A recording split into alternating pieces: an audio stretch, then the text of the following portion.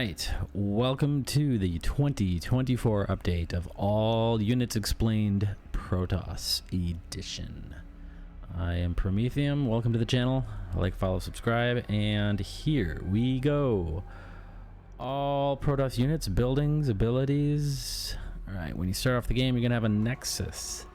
You're going to make a probe right away, and you're going to have about a dozen probes to start off with. And here's your worker guy. He also builds all of your buildings, all of them. He can just warp them in and then go back to work, and this thing will finish by itself. And then you'll build gateways, and then you'll build Dark Templar, and then you'll just win the game, and then, you know, not worry about anything. He's only got 40 hit points. SCVs on the Terran side have 45, so if you have to get into a straight up fight with it, you want to attack and then run away. And then if you'll notice, all Protoss units and buildings down here in their hit points, they have shields and then like actual hit points that cannot be re-healed, regenerated. The shield, however, will regenerate over time. So if I have these, well, let me move away from the shield battery. So if I attack this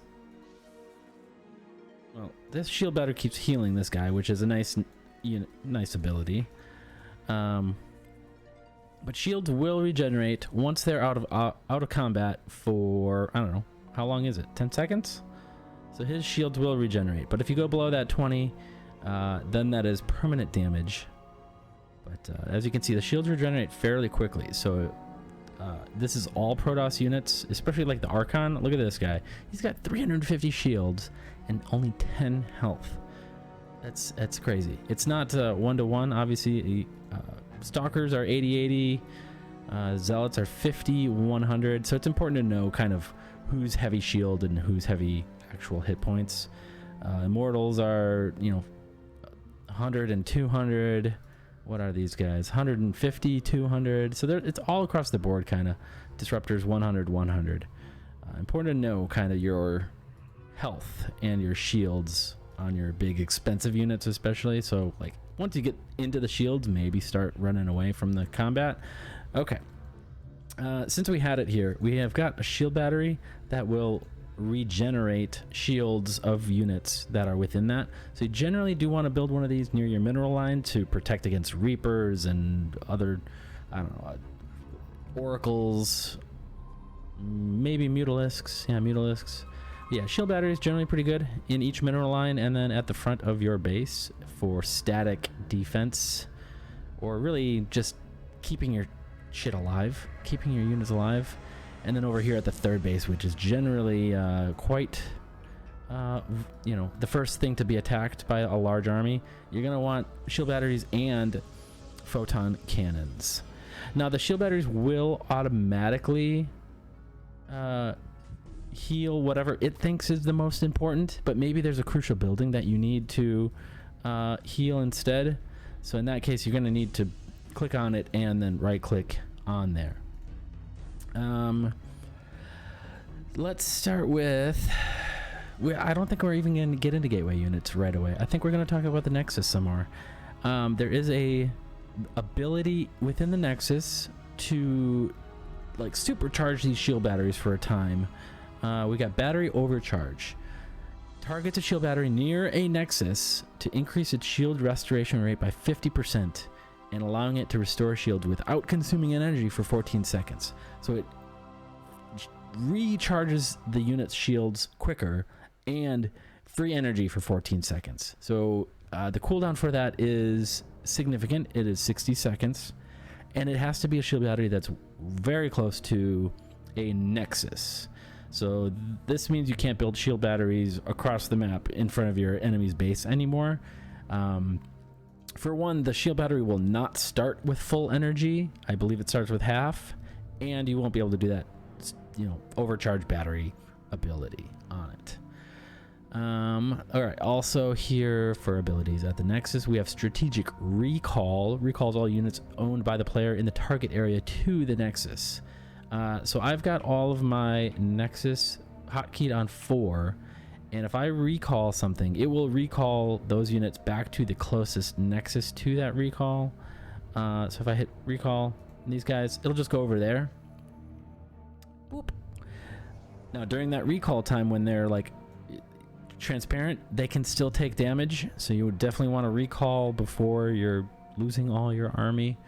And if you want to recall to a specific nexus that's, say, being attacked, you definitely want to click on that nexus and then hit recall, and then click on the army that you want to recall back there to defend it. That being said, the recall has a cooldown of quite a while. What's the cooldown on recall? It takes 50 energy, and the cooldown there is counting down, but it's more than a minute. That's a pretty long cooldown actually.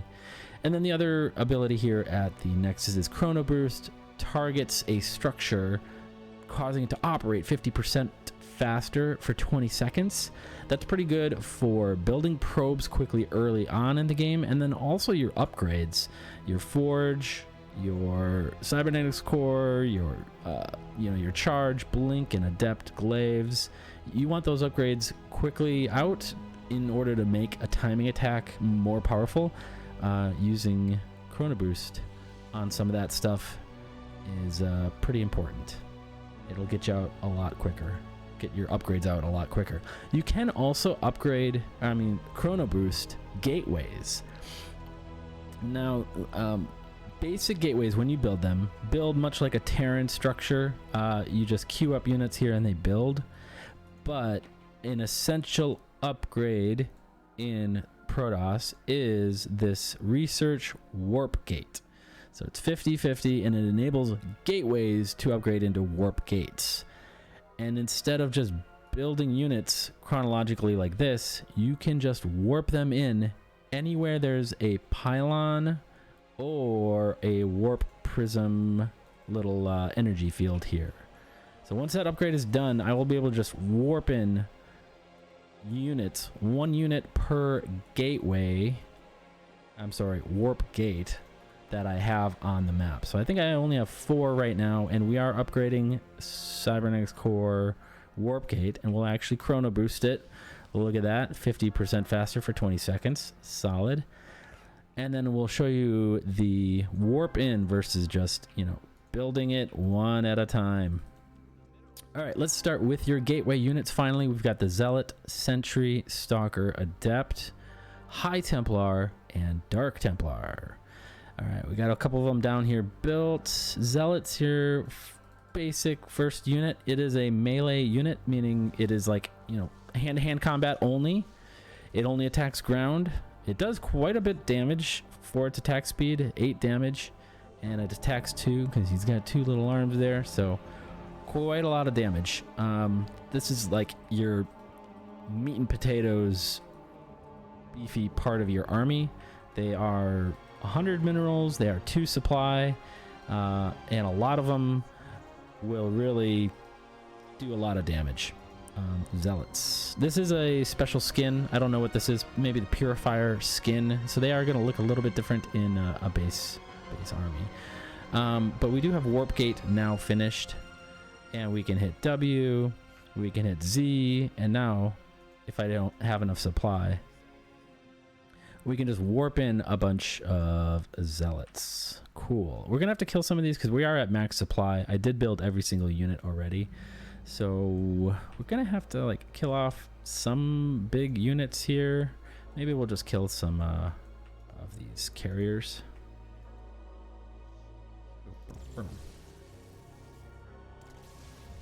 So let's just do that for now so we can open up some supply so that we can warp in more units later on. Okay, you'll notice that if you click on a pylon, that pylons near warp gates or nexus appear brighter. They have a brighter circle right here. What does that mean?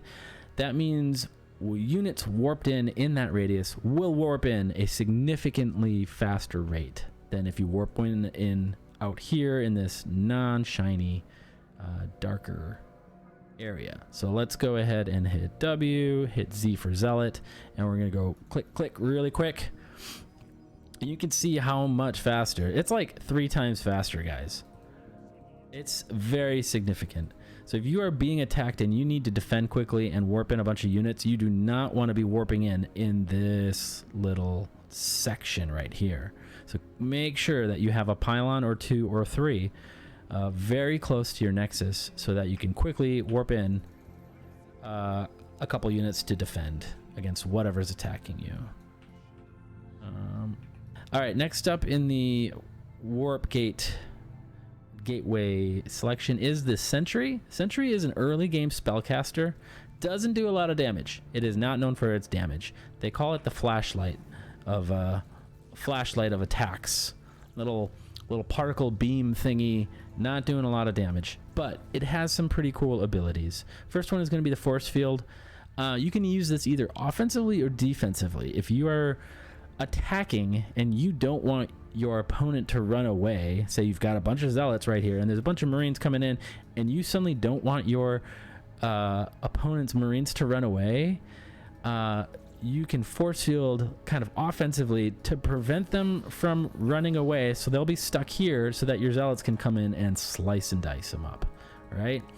Or if there is a huge army coming and you kind of want to defensively section off that army, force fields will again help you kind of segment that army off and or protect you, buy you some time, force field them off, warp in some more units, get more of your army to one place so that you can fight your opponent defensively. Are they both auto energy? No, okay, no.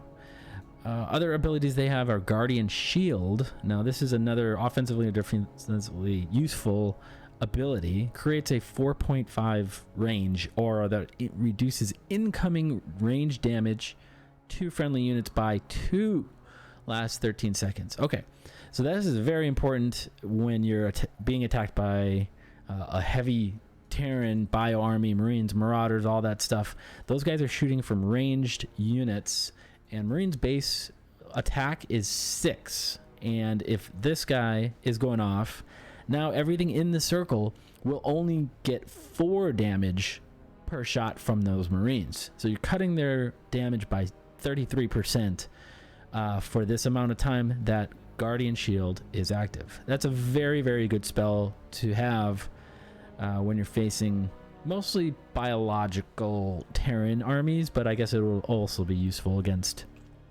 you know, roaches and hydras and mutalisks and other Protoss armies if you're up against a bunch of stalkers and things like that. So again, this Sentry is very useful. I never see a Protoss game where they don't build one. And then their final ability is Hallucination.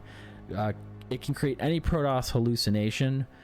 Usually they use a Phoenix because a Phoenix is fast and it flies and it can go scout the enemy very, very quickly. So it creates this ghost version of a unit, and it doesn't do any damage. It has very, very low life, but very good for scouting, especially maps that have gold bases. You know, you can just fly over here, check the gold base, and then fly. Usually 1 or at least 2 of them would be good because they have such little life. You usually want to fly 2 of them into the main base to ensure that one of them gets in and you can see what buildings and units your enemy is building. Very important in this game, obviously, to scout and know what you're going up against. All right, that's the Sentry. Force Field, Guardian Shield, and Hallucination.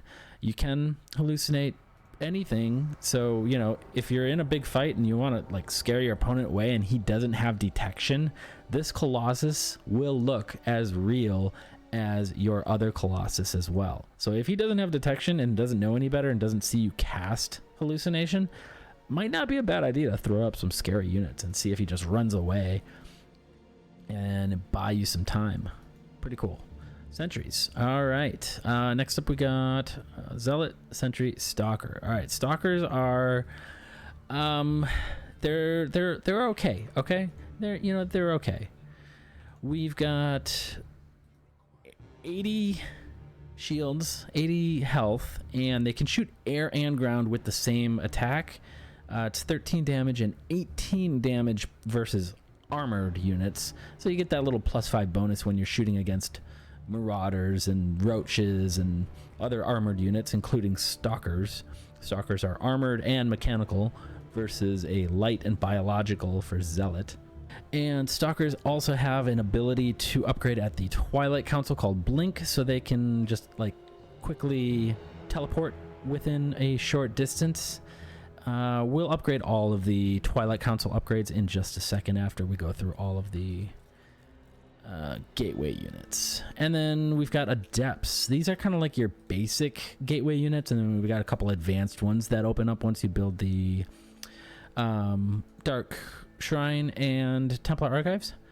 All right, we've got Adepts. Adepts are ground-to-ground ranged units that do bonus damage to light, so they're very good against Zerglings and Marines and SCVs early on in the game, but generally later on, mid-game and late game, you're not going to see any Adepts. They do have a non-upgradable, ready-to-go kind of teleport shade thing, so they can get across the map very quickly, and then also they can jump between mineral lines. They can, you know, be attacking over here and then shade over here, and then suddenly like they're doing damage over in this mineral line and this one and this one. Gets very annoying if you're a Zerg player and you're suddenly losing all of your workers to these damn Adepts that do bonus damage to light. Again, they only do ground to ground damage, so their usefulness does wear off, and yeah, that's about it. Yeah, 22 damage versus light. That's a lot early on.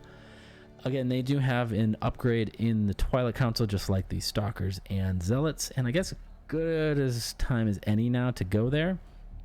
So we've got gateways, and then in the tech tree goes Cybernetics Core, and then building the Cybernetics Core opens up a whole bunch of buildings that you can build. You can build the Twilight Council, and then Templar Archives, Dark Shrine, and then also the Cybernetics Core allows you to build robotics facilities, and your stargates. So really, this is kind of the tech tree decider which way you want to go. Do you want to go heavy ground units with your gateways, or are you going to go into air right away for your composition? All stylistic plays. You probably don't want to do both. It's usually one or the other because it's too expensive to get upgrades for everything. But let's start with the Twilight Council here. We've got Charge for Zealots. Allows Zealots to intercept nearby enemies. It just makes them sprint right after the enemies and increases their base speed. Charge ability, when they sprint after the opposing army, can only be used every 7 seconds, which is like a very, very low cooldown. So let's upgrade that. We've got Blink for Stalkers, allow Stalkers to teleport nearby locations. They can blink up and down high grounds as long as they have vision of that high ground. So if you have a hallucinated Phoenix or an Observer or a Warp Prism, you will be able to blink up into high ground areas, but you need vision of that first. So let's research Blink. And then for Adepts, increases the attack speed of Adepts by 45%.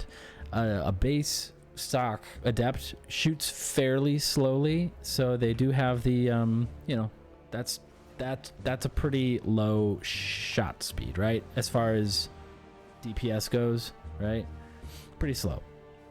So you can nearly you know, 45% increase in attack speed is quite significant. Let's chrono boost these, and we'll go into the advanced units from the Warp Gate. So those are your base units, and then once you build a specific building, you'll be able to build the High Templar or the Dark Templar. So High Templar requires this, the Templar Archives, and Dark Templar requires the Dark Shrine. Makes sense? All right, High Templar, 50 minerals, 150 gas, and 2 supply. This description's silly.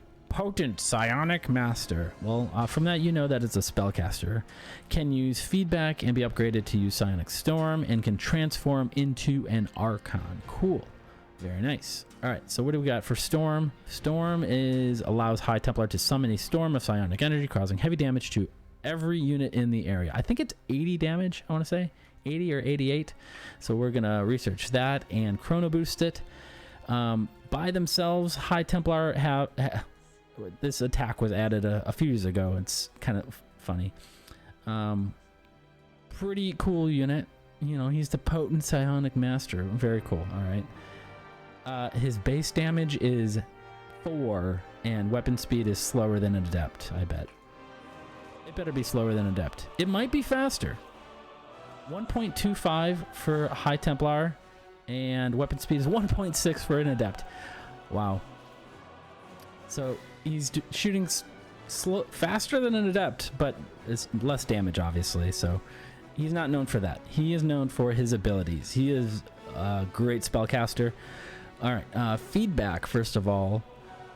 You want to target other enemy spellcaster units and drains all energy from that spellcasting unit and deals 0.5 damage per point of energy. So if you feedback a medevac with 150 energy, it will do 75 damage to that medevac, and that medevac now has 0 energy and cannot heal the Terran units. Similarly, you're going to want to feedback Infestors and Vipers and maybe opposing High Templars. I have never seen a High Templar feedback another High Templar. That is actually a funny interaction that I've never seen before. Generally, Protoss versus Protoss are going to make Archons out of their High Templar and not actually use Storm and feedback, but that is actually an interesting thing I've noticed that I've never seen before. Now we have Storm upgraded. Yep, it is 80 damage. Okay, creates a storm that lasts 3 seconds, causing 80 damage to all units in the target area. It does do friendly fire, so you want to be careful with that. Yeah, that's quite a bit of damage, and the radius of that damage is significant. So yeah, two shots zealots that are within the heavy area of that storm. Let's show you that shield battery overcharge thing there, and let's see if we can do another storm here. No, stop. Storm. All right, so this one was recharging their shields very, very quickly. It was the shield battery overcharge thing. Cool. So that's your High Templar and your charge, and like the description said, 2 High Templar can merge into an Archon. We've got one up here already, and let's build a Dark Templar, another Dark Templar. So Archons are very, very expensive units. The cost for a High Templar is 50 minerals, 150 gas. So to make an Archon, you need 100 minerals and 300 gas using 2 High Templar, and they cost 4 supply. And then a Dark Templar is 125, 125. So you actually need 250 if you're going to make an Archon out of 2 Dark Templars. So a little bit cheaper to do that overall with High Templar. But if you have a lot of minerals but not a lot of gas, I guess use the Dark Templar. Yeah. Kind of interesting that it's a different cost. Okay, I think we're done with the High Templar, and let's talk about the Archon, I guess. So it shoots air and ground and does bonus damage to biological units, and has just a crap ton of health for his shields. 350 shields. So he does splash damage as well. I wish I had an opposing army to show you how much splash damage he does, but if these were Zerglings, like they would just melt. Zerglings versus Archons, just run away with your Zerglings. Archons will just crush them. They're very good against, or roaches are very good against them. Don't use your Zerglings.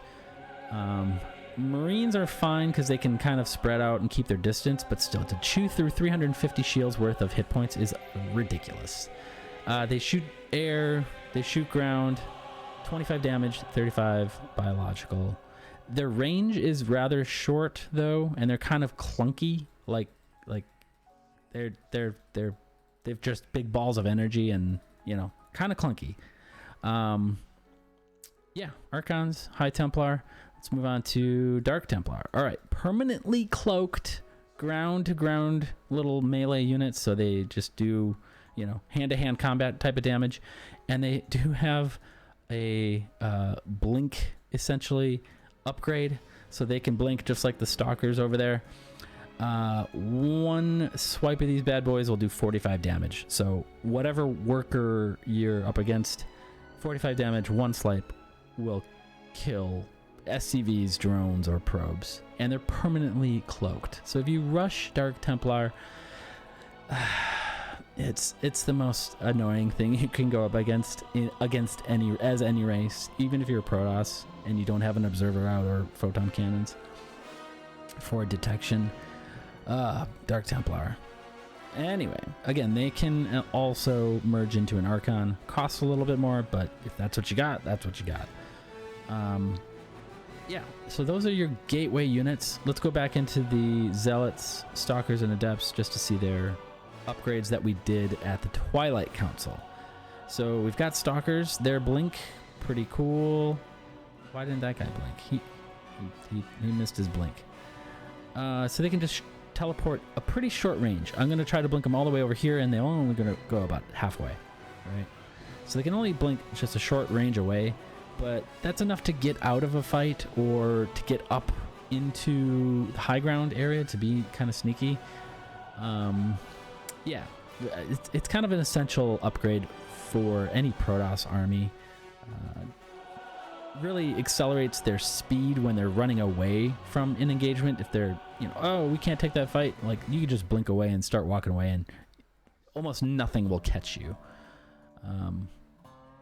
Yeah, you'll be fine. All right, Stalkers.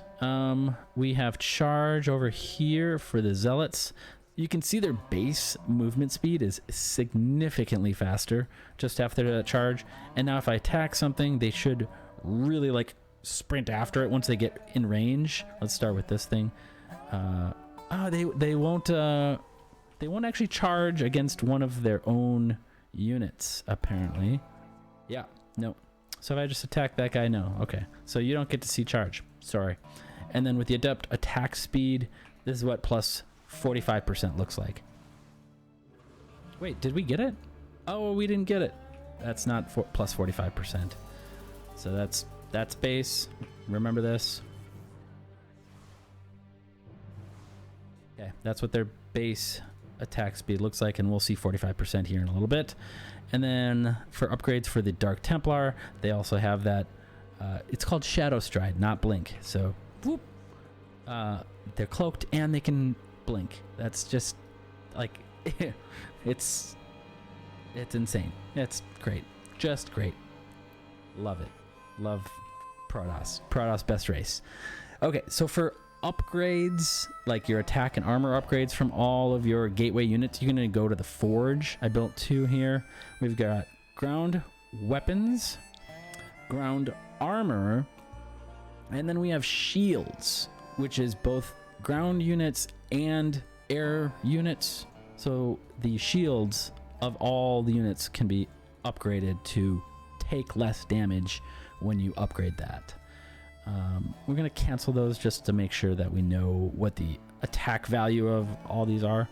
But here's your Forge. Also, building a Forge allows you to build photon cannons, which are your basic static defense.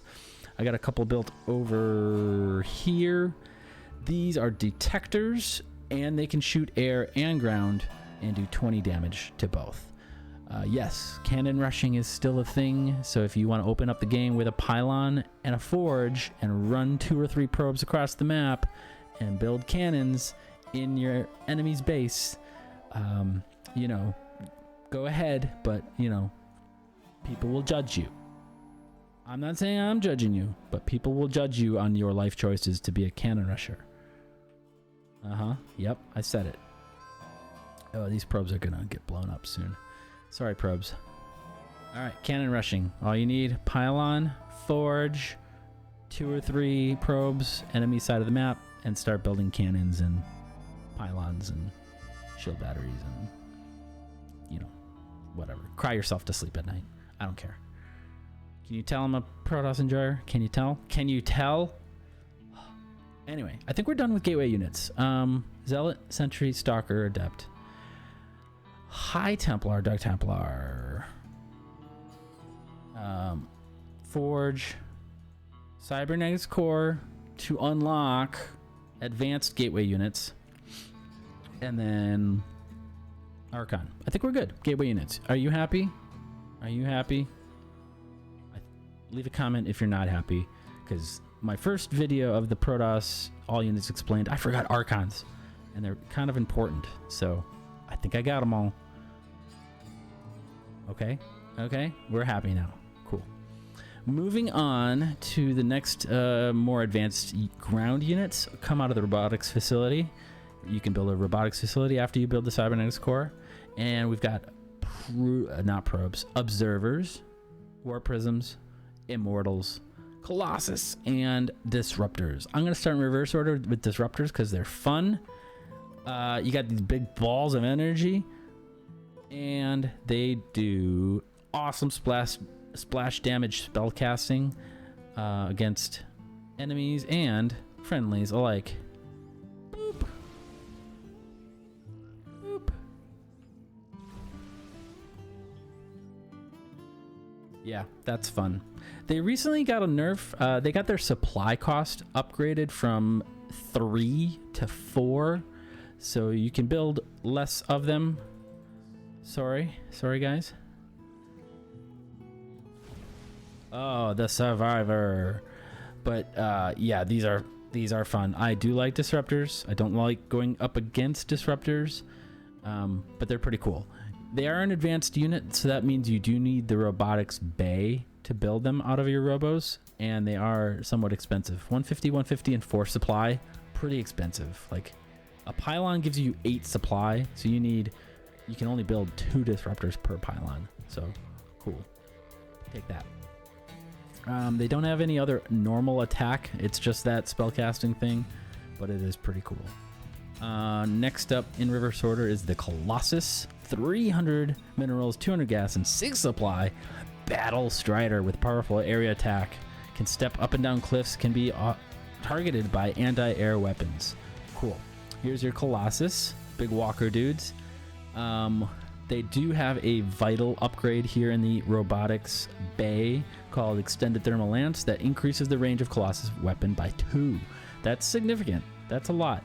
That's like Marauders can shoot them at the normal attack range. Actually, no. Normal attack range I think is a 6 for a Marauder, and their base range is 7 here, but 9. So going from 7 to 9 is a big deal actually. And then their attack looks like this. They spray the ground with lasers. Everything here in Protoss is lasers. And that's a lot of damage against Marines. They do bonus damage against light. It's 15 versus light, so they only need to get sprayed 3 times, Marines do, before they die. So you got 3 of those guys, like, they're gonna die fairly quickly. That's a lot of lasers. Like the description says, though, they do have a weakness that like things like Vikings can shoot them down, and Colossus can't shoot back at the Vikings. And they're rather clunky through buildings at least, but your ground army will they don't interact with your own ground army units, so they kind of can be just part of the death ball, and a bunch of zealots, stalkers, archons, and colossus are pretty scary. Yeah, so that's your Colossus in reverse order here. We've got Immortals now. These are armored, right? Yeah, they are. Okay. Immortals are pretty good. They're kind of like tanks. They do bonus damage to armored. They only do ground-to-ground damage. They're pretty good. I like Immortals. They're expensive, but they don't require the robotics bay to build. 4 supply, 270 minerals, 100 gas, assault strider, and yeah, they do bonus damage to armored units. So here's an armored Colossus. Yeah, that guy's taking a beating.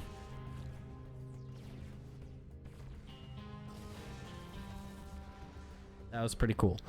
Their weakness is that they do only single target damage. So if there's just a bunch of Marines out there, Marines are not armored and Marines are cheap, so like at least 10 of them will be there to take down an Immortal. But you want to use your Immortals to start target firing tanks if you can get within range, and things like roaches and other Immortals and stalkers if you're going against Protoss versus Protoss. And then they do have this passive ability that says barrier. Absorbs up to 100 damage from incoming damage and lasts for 2 seconds. So once an enemy shoots an immortal, the barrier will go up.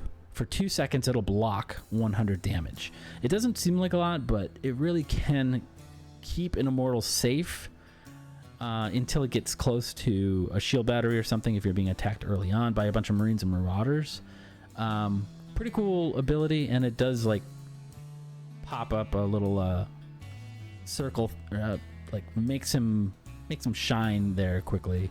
Just has a little audio cue as well, and then that does have a cooldown of a couple seconds, like 30 seconds before that barrier can recharge. So that is your immortal. Let those guys take care of each other, clear out some supply. Okay, a very vital unit here is the Warp Prism, built out of the robotics facility. This is the unit that you can fly into your enemy's main base and just warp in a bunch of units based on how many gateways, supply, and minerals you have. So I just warped in 4 zealots because I have 4 gateways available, and you can also load up a number of units in the Warp Prism and then go drop them into their base. Drop. Switch into warp in mode, and then boom, warp in even more units. Pretty cool. Yeah, I don't see any Protoss games that people don't build a Warp Prism, because you could have your main army attacking the front and then have the Warp Prism fly into their main and warp in a brand new freaking army because they've got 12 gateways ready to go. Yeah, kind of cool. One of the biggest Protoss strengths is just warping in an army wherever the hell you want. Like, boom, here's 4 Dark Templar in your base. Can't do anything about it. Awesome. It's a strength and a weakness of Protoss that they can warp in only where these shiny things are, because if the enemy kills all your pylons, this is the only place that you can warp in units. And so if he attacks you here and you warp in all your units here, and then suddenly he's attacking you here, guess what? You're not going to be able to warp in units for how long is the cooldown? It's like a 20 second cooldown for each gateway. So here's the cooldown going for that one, and you can chrono boost it. So that one's gonna be done, and this one's still gonna be cooled down. So you can chrono boost your cooling down period of gateways. I didn't know that for a long time. Kind of a neat feature. So that was your Warp Prism. There is a speed boost upgrade for your Warp Prism in the robotics facility. Pretty good upgrade to get if you're going to do something like disruptor drops. I don't think it's always a vital upgrade, but people do get it often. The other upgrade in here is your increased movement speed for observers, and here's your observer. It is a permanently cloaked scouting unit. It only has one ability, which is surveillance mode, which just gives it a larger radius and immobilizes it so it doesn't follow your army when you hit F2. So here's your movement, whatever, speed, and then let's go fly it into the darkness over here to see how much increased. I mean, we can just see 25% wider vision for the observer, and like we said, we do have the movement speed upgrade. Here we go. Okay, so here's his normal vision, and then in surveillance mode. Whoop. All right, you know, decent increase, and now he's immobilized too. So don't F2 it through here, and now you'll see enemy movements just coming through, or float on into your enemy's base to see what kind of production he's got and what kind of army you're going to be facing. That's your observer, and that's all robotics facility units: Disruptor, Colossus, Immortal, Warp Prism, and Observer. Neat. And then a robotics facility for your Colossus and Disruptor. All right, moving on to everybody's favorite, Sky Toss. We do need to build some carriers here. All right, first unit in the Stargate unit or lineup is the Phoenix. 150 minerals, 100 gas, air superiority fighter. Can attack air units. Cool.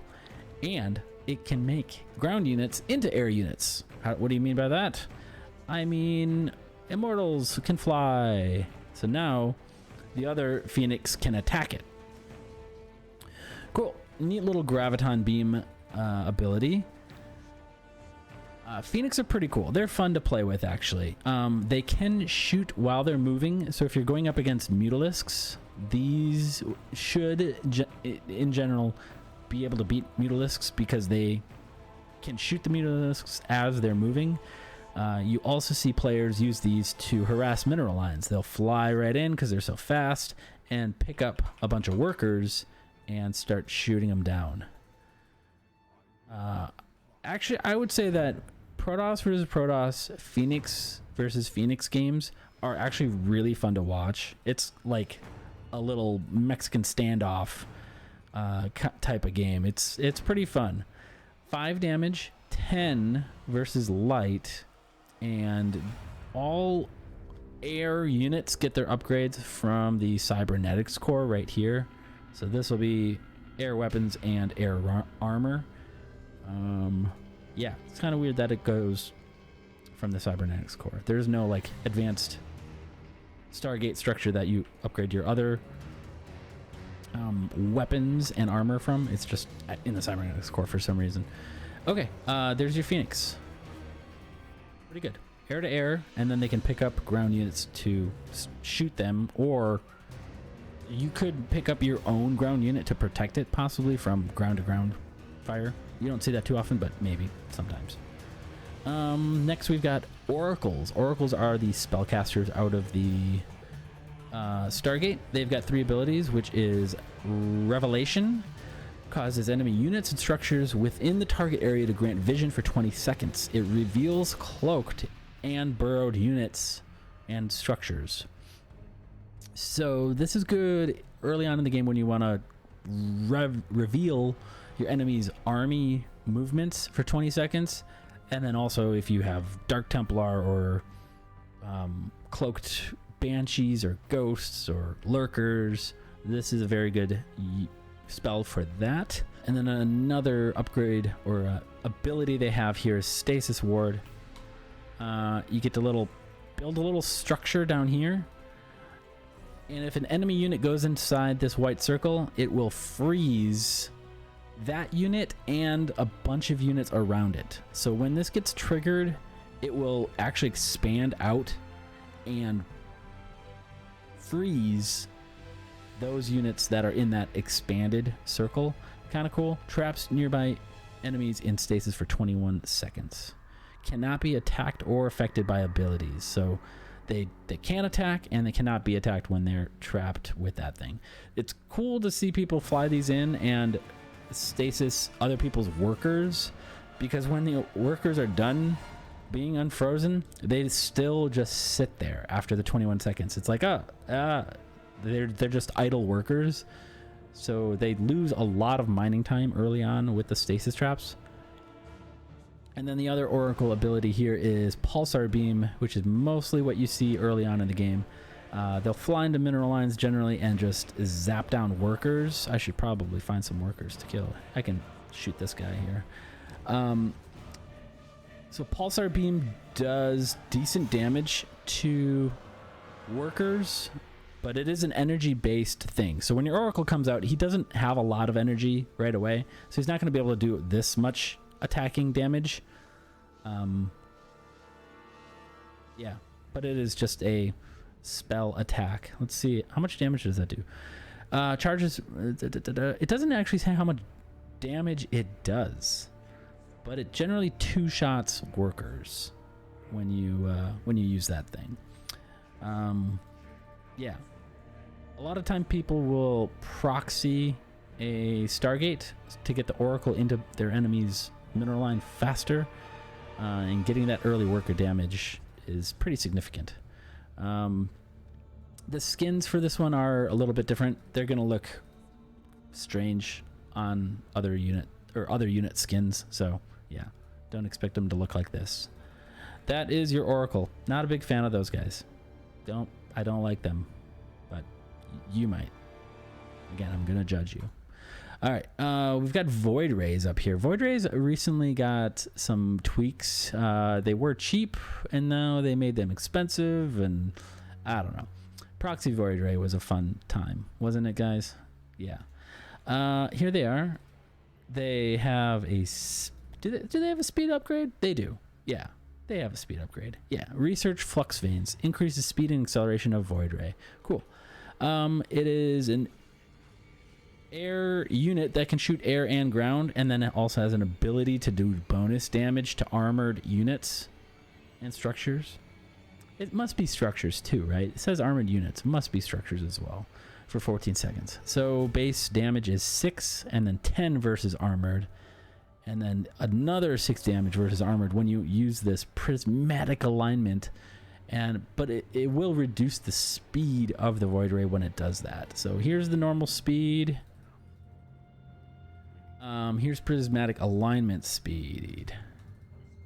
We can race these guys.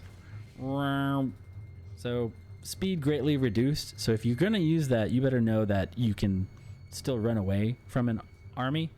It has a cooldown, and that prismatic alignment can be canceled. You can hit cancel, turn it off, and start flying away quickly. A lot of people don't realize that, but yeah, here's your Void Ray. They're gonna be good against armored flying units like Corruptors. You don't see them too much anymore, I don't think, in a general Starcraft Protoss army. Yeah, Void Rays. Here's a Tempest. Tempest is pretty expensive and 5 supply. Siege artillery craft attacks from long range. Yes, it does. All right, these guys are pretty cool. They just got a decent buff of acceleration. This is their normal speed now. They used to be pretty slow and clunky, especially like changing direction or going from not moving to moving. They've gotten a really good buff of acceleration rate. They do bonus damage to massive units, not armored units, massive. So they're good against battle cruisers and broodlords and carriers and themselves. Tempest versus Tempest. You can see this is armored, mechanical, and massive. Not many units are massive. They do have 2 attacks. So their air-to-air attack is the one that does the bonus damage to massive units. So they will not do bonus damage to Thors or Ultralisks or Archons. They will only do it to air units that are massive. Got it? Cool. Here's their ground attack, 40 damage, still significant. That's a huge chunk. And then they also have an upgrade here called, let me say it before, Tectonic Destabilizers. Will do plus 40 damage to structures. So they added this in because Protoss versus Zerg games late game would turn into mass spore crawlers versus air armies, and they didn't like that. So they gave Protoss this anti-structure ability to blow up spore crawlers fairly quickly, so the game could end. Again, this is a very long range unit and does bonus damage. Look at that range.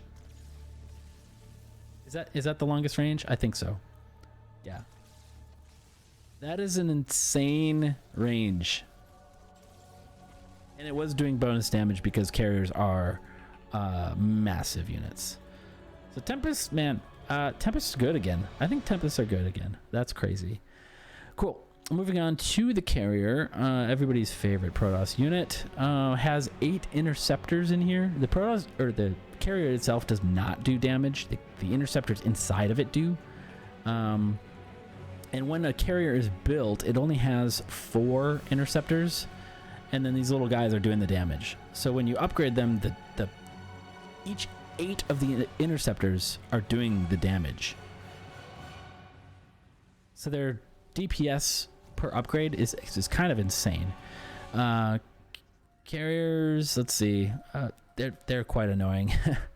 I actually forgot how much these cost. I don't know how much interceptors cost. We'll see here once these two build. Let's see. 15 minerals for interceptor, and they take 9 seconds to build. Can you chrono boost them? Oh, you can't. That'd be crazy. I've never thought about that. Chrono boosting carrier interceptor build time. Yeah. Yeah, once you've got about 8 carriers out, man, if your win percentage doesn't go up after 8 carriers out, I don't know what's wrong with you. Because carriers are pretty crazy. They can just be so far away, and the interceptor is doing insane amounts of damage. It's always fun. I love playing against carriers. It's always a good day. Oh, we missed an upgrade here in the fleet beacon. So they've got the specific nice luxury upgrades. This is like the bougie place to buy your upgrades. This is like the, you know, the Prada and the Gucci and the whatever. This is the place to get your best upgrades in the game. Phoenix range, attack range by 2.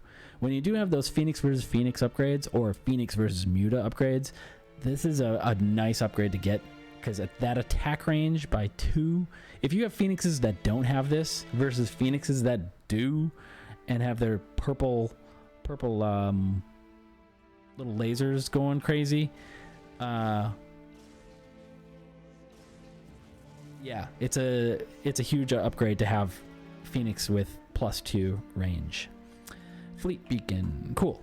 Also, you do need the fleet beacon to make carriers, tempests, and motherships. The mothership actually got a ton of little tweaks in this last patch in September 2023. You still build the mothership at the Nexus once you have a fleet beacon out. It is not 400 anymore. It is 300. It also got a decreased build time and increased acceleration to keep up with your army, and then the passive cloaking ability was removed, so it doesn't no longer cloak automatically any unit nearby. That is now a energy based, I'm sorry, it's not even energy based, it's a cooldown based cloaking field ability, and it only lasts for 20 seconds. So now it's not as good, but remember, it's cheaper and quicker to build. So we are seeing more and more mothership play in Protoss games. Kind of interesting. Time warp after 0 second delay. I don't know why they say that at all. 0 second delay is no delay. It says, all right, warp space time within the target area for 7 seconds. All enemy units and structures within the field will have an attack and movement speed reduced by 40%. Yeah, I see this cast and I'm like, okay, that's fine. So any enemy units in this thing will be, attack speed will be reduced for 40%. I never see it like change the outcome of a game or anything, but it's all right. And then we have a mass recall, much like the Nexus can recall units. So can the mothership. So you really have like teleport times 3 depending on the unit. So we can still recall here, and it'll go to the mothership instead of a Nexus. So if you fly your mothership into the enemy's base and recall a huge army, I'm gonna judge you. That's the mothership. She's got her own small attack, flashlights. Don't do a ton of damage, but ooh, scary. Cool. Mothership. Guys, are we done? I think we're done. We've got all the upgrades here in the forge. I'm not going to get those. They just, you know, give your units +1 or +2 attack, armor, and shielded upgrades.